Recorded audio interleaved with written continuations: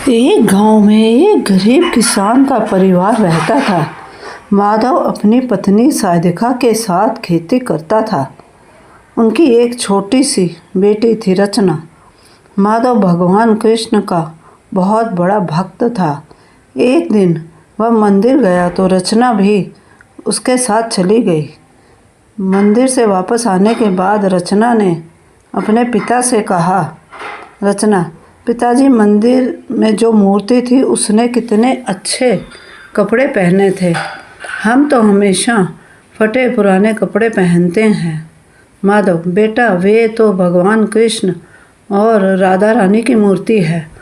वहाँ मंदिर में तो बड़े बड़े सेठ बहुत सा पैसा दान में देते हैं जिससे भगवान की पोशाक बनाई जाती है। रचना, लेकिन पिताजी, भगवान के पास किस चीज़ की कमी है? अगली बार मैं दोबारा आपके साथ मंदिर चलूँगी और भगवान से हम सब के लिए अच्छे अच्छे कपड़े मांगूंगी।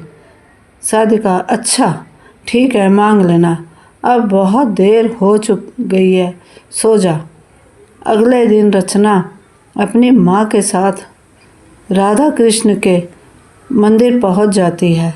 रचना, भगवान, हमें भी अच्छे अच्छे सुंदर कपड़े दो, गहने दो, खाने के लिए मिठाई और पकवान दो। आप तो मज़े से यह सब खाते हो लेकिन हमें कुछ नहीं मिलता। साधिका, बेटा, ऐसा नहीं कहते। जो मिल रहा है उसमें खुश रहना चाहिए। कुछ देर बाद भगवान के सामने बैठकर दोनों माँ बेटी घर वापस आ जाती हैं। इसी तरह कुछ दिन और बीत जाते हैं। इसी बीच एक सेठ जी मंदिर में आते हैं। सेठ जी, पंडित जी, मैं भगवान कृष्ण के श्रृंगार के लिए यह रेशमी पटका और राधा जी के लिए यह रेशमी चुनरी लाया हूँ। साथ में सोने के गहने भी हैं। आप इनका श्रृंगार कर दीजिए, लेकिन ध्यान रहे इसकी रखवाली करना आपकी जिम्मेदारी है। पंडित जी कृष्ण जी और राधा जी के वस्त्र बदलकर नए रेशमी वस्त्र व गहने पहना देते हैं। कुछ देर बाद सेठ जी वापस चले जाते हैं और पुजारी जी पूजा करने में व्यस्त हो जाते हैं। इसी बीच साधिका और रचना दोनों मंदिर पहुंचते हैं। रचना, माँ देखो, कान्हा जी और राधा जी ने कितनी सुंदर पोशाक पहनी है। यह मुझे भी पहननी है। आप इनसे कहिए कि यह पोशाक कुछ देर के लिए हमें दे दें। साधिका, बेटा, ऐसा नहीं बोलते, भगवान नाराज़ हो जाएंगे। रचना, माँ, मुझे तो यही पोशाक चाहिए। राधा जी की चुनरी कितनी अच्छी लग रही है।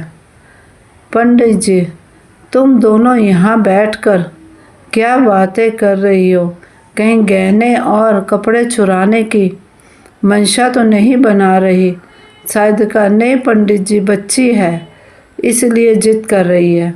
हम तो मंदिर में हर दिन पूजा करने आते हैं। पंडित जी, चलो भागो यहाँ से, मैं सब समझता हूँ। सेठ जी ने सारी जिम्मेदारी मुझे दी है गहनों की रखवाली की।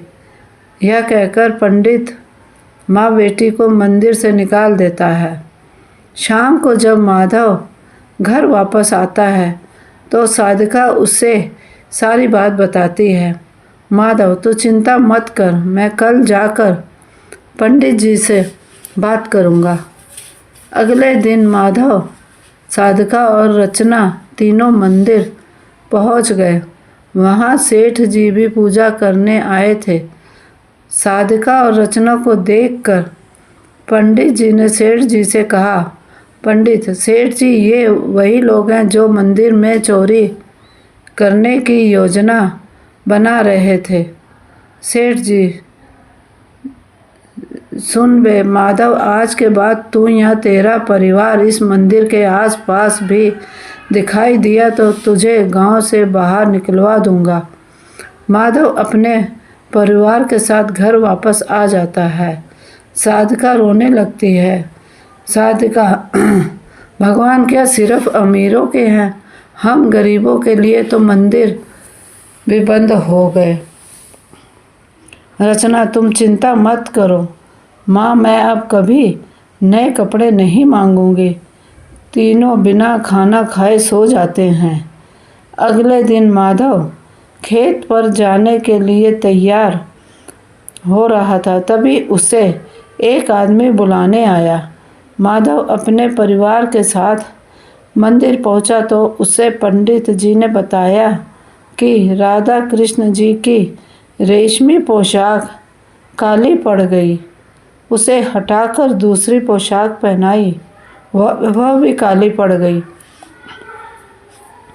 हमसे बहुत बड़ी गलती हो गई, लगता है भगवान नाराज हो गए। तभी रचना मंदिर के अंदर चली गई। रचना, भगवान जी मुझे माफ़ कर दीजिए, मेरे कारण आप नाराज मत होइए। मैं अब कभी आपकी पोशाक नहीं मांगूंगी।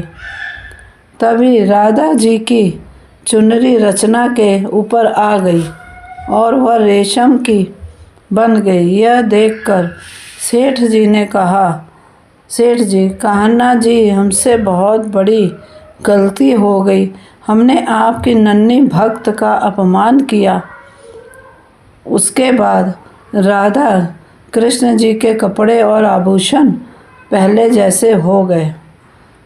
सेठ जी, माधव आज से तुम्हारे परिवार का पूरा ध्यान मैं रखूँगा और इस बच्ची के लिए कपड़े, गहने और खाने पीने का सारा सामान मेरे घर से आएगा।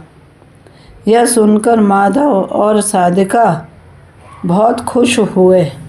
साधिका, कान्हा जी ने स्वयं अपने वस्त्र हमें देकर हमारा जीवन धन्य कर दिया। उस दिन से रचना और उसका परिवार को पूरे गांव में मान सम्मान मिलने लगा। चैनल को सब्सक्राइब कीजिए।